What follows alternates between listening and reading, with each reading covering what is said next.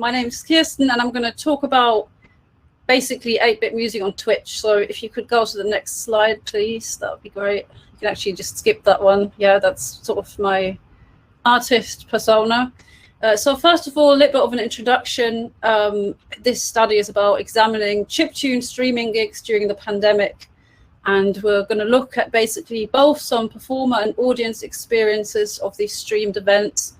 And I'm going to use two academic frameworks to sort of contextualize the kind of interviews that I ran and also my own experiences. So it's a mixture of some interviews and some autoethnographic kind of elements as well. And so the structure of what's to come is, first of all, some of you are most likely wondering, what is chiptune? General introduction to live streaming. Maybe that's the slide we can skip to save some time, since we've had some other very interesting talks on that technology for live streaming. Then I'm going to introduce the case studies, the frameworks, and then situating everyone's experiences within those frameworks. As sort of a spoiler alert, I guess the message that I believe comes out of this is that because chiptune is so community driven and so based on collaboration and actually very firmly rooted within gaming culture, it is a genre that can work, I think, quite well online, and that's something that resonated from the interviews as well. Please go to the next slide. Thank you. So what is chiptune? Essentially, chiptune is a lo-fi electronic music style that emerged in the early 70s and 80s. And what happened then was that special chips were built that would kind of transform electrical impulses from a computer into analog sound waves, and musicians and programmers developed some code for these chips. And essentially it was there to turn arcade machines, early games consoles, personal computers into musical instruments. I mean, they were made for games, they were used for computing, but it turns out that actually some people use them purely just as musical instruments for their unique sonic characteristics, which is the next point in blue. I would point at these things if I could.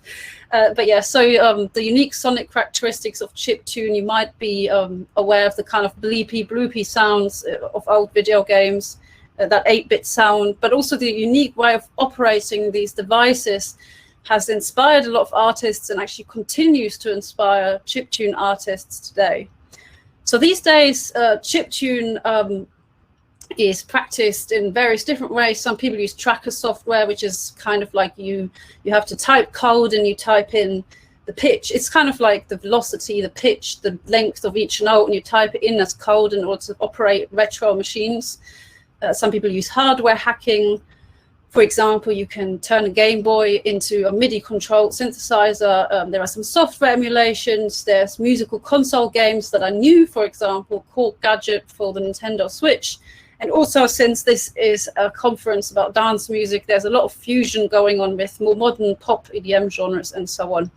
Overall, there's a strong DIY ethic, mutual curiosity. It's about the intellectual challenge and creative restriction. And if you would go to the next slide, please, that would be great.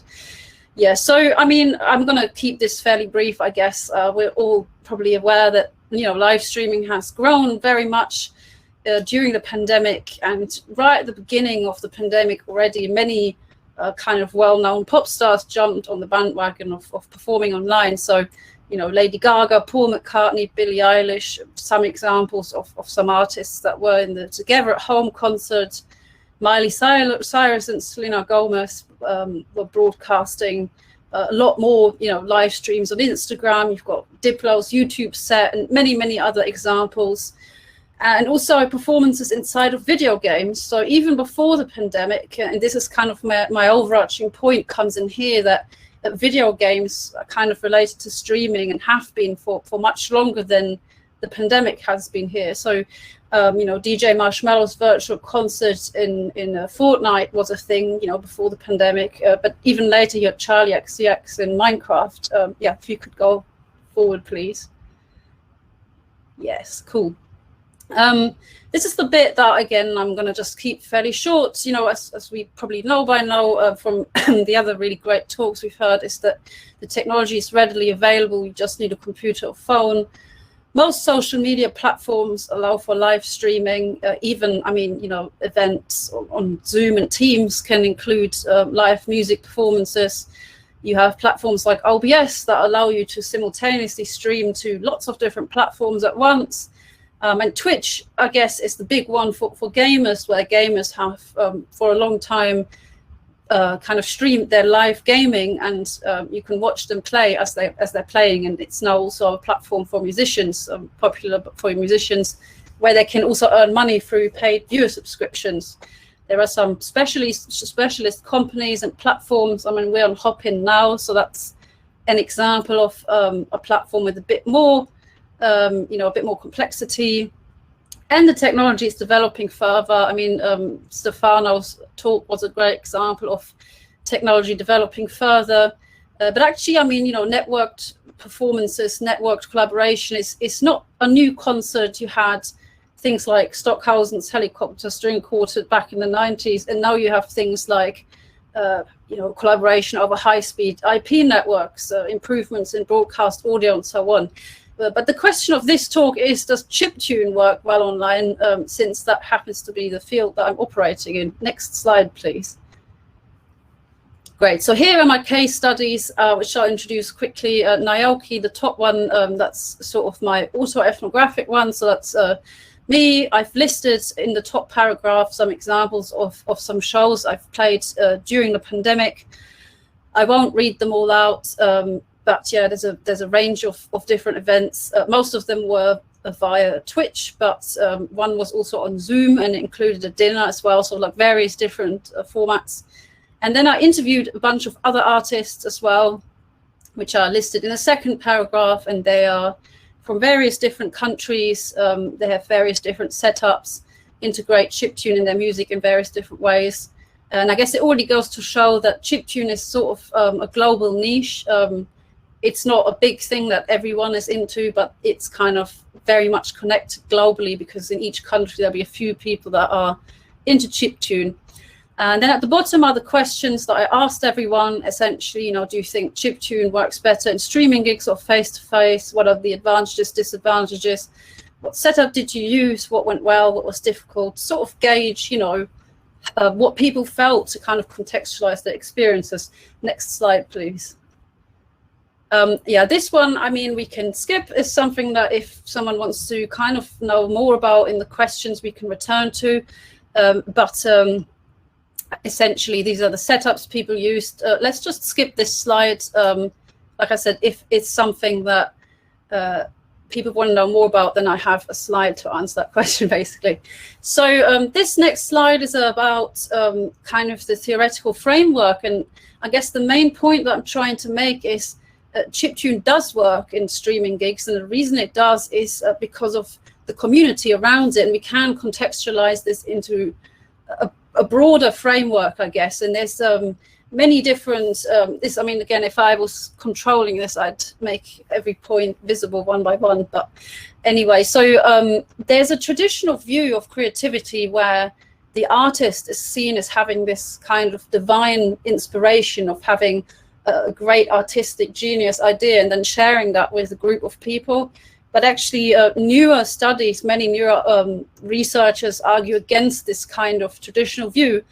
And, for instance, Thompson and McIntyre, you've got Brian Eno's idea of genius, where artists are not lone geniuses, but actually form part of a network of creators and consumers that inspire each other and, exchange tools and techniques. Definitely something that applies to the chiptune scene. And also Csikszentmihalyi's system model of creativity, which we have in the picture. It's a little bit small, sorry about that. But basically the point of all this is, it's not just about the individual. The individual sits within a context. So you have your domain, which is basically the culture. So in the case of chiptune, that's going to be the hardware hacking knowledge, the knowledge of music, the overall culture, the overall things, kind of symbolic rules, guidelines, practices, the things that people do. Then the individual, and then you also have a field, which is actually the people themselves, so society, the actual musicians, practitioners, who in this case, quite often practitioners are also creators as well. So that was, I mean, there's lots of different studies into that. There's not enough time to really go into this, but even in other areas of research, for example, if you look at Lucy Green's research into how popular musicians learn, you know, the informal element is really important in general. So again, the field or the community plays a big role.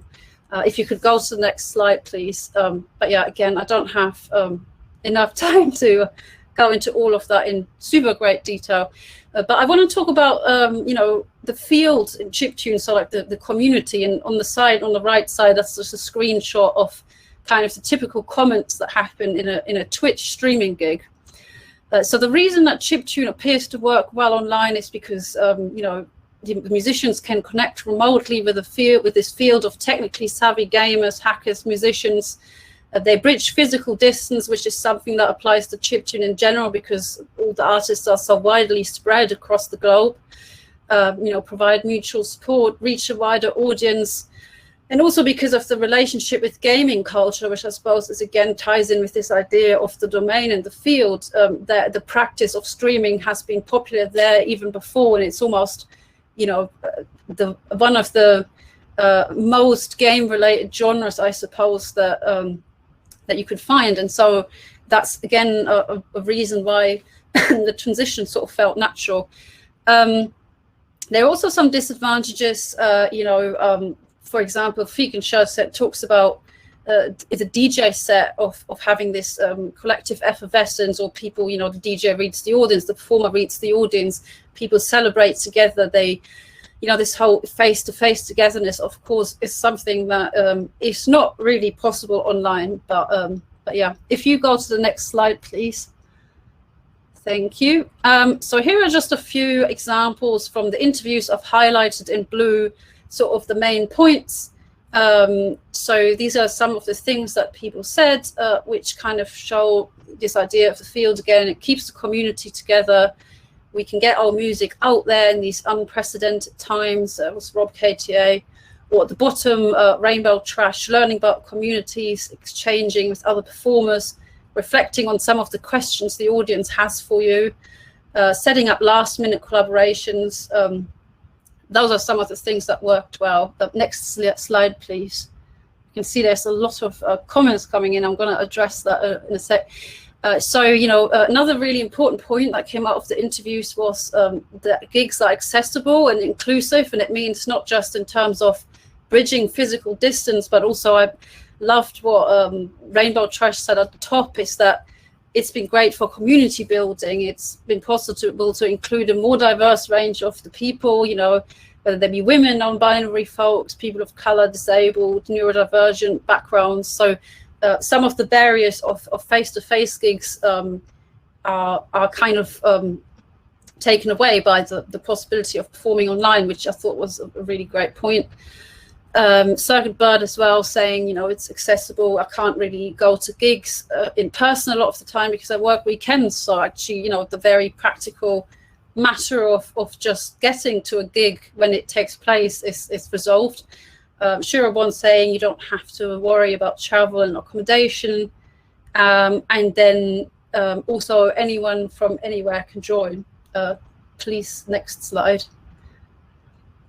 Just to say that's your 15 minutes, so if you could think about wrapping up soon, that'd be helpful. Yes, of course. So I'm going to go over this really quickly. So these are some of the things that are kind of disadvantages, is that we can't have the same energy as being there in real life, and, you know, we have the isolation, a bit of a lost connection. So these are just some of the disadvantages, which I guess are fairly self-explanatory. So let's go to the next slide. So this is about the thing I already said about tradition in gaming culture. It's just an example from an interview where one of the interviewees was saying, in the history of video games, it's so serendipitous and on brand for chiptune to play online. Next slide, please. I'm rushing through it now. Like I said, I'm happy to send this over if anyone wants to read some more. This is a Game Genie Sokolov, who's a transgender artist, is saying the visual information is really important when you play live, and I've got control over what the presentation aesthetic is, you know, what it looks like, what it sounds like, and so on. And when you play face-to-face, often you have to set up very quickly. You don't necessarily have time to design the visual in the way that matches your vision, and also you can't always have control over the sound. Next slide, please. And that's it. We have arrived at the conclusion, which is basically that for this close-knit yet geographically scattered chiptune community, virtual concerts help bridge physical distance and provide a new platform for mutual support and collaboration, which is this very idea of seniors. And also due to the close relationship with gaming culture, where live streaming has been popular even before the pandemic, the transition to virtual streaming formats felt natural. And the slide after that is just a whole bunch of references, which are too small to even read. Thank you so much for listening, and sorry that I've kept you a little bit longer. Thank you. I love that Stravinsky ends up on a reading list for a chiptune paper. That's Yeah. One question from Ivan about what the difference is between this kind of performance practice, I guess, and actual chiptune gigs. Like, are people actually dancing, or is it a genre that's more geared towards gaming communities and culture anyway to start off with? I would say it really depends. There's so many different sides to it. A lot of the gigs are quite dancey and quite high energy, and that was something that some people said is sort of something that's missing when you're playing online. So the actual performer still dances while performing, but obviously I don't know if the audience are dancing. You know, you're not having this togetherness, but it's something that differs between artists. To be honest, it's quite a diverse community. Thank you. We have time for one more question if there is something out there. I think yes. Suggestion for you to go and Am I in touch? Yeah, am I in touch with the ludiomusicology community? I've definitely heard of them, and I'm planning to sort of definitely dig into that a little bit more. Thank you for the tip. I think that's all the questions done then.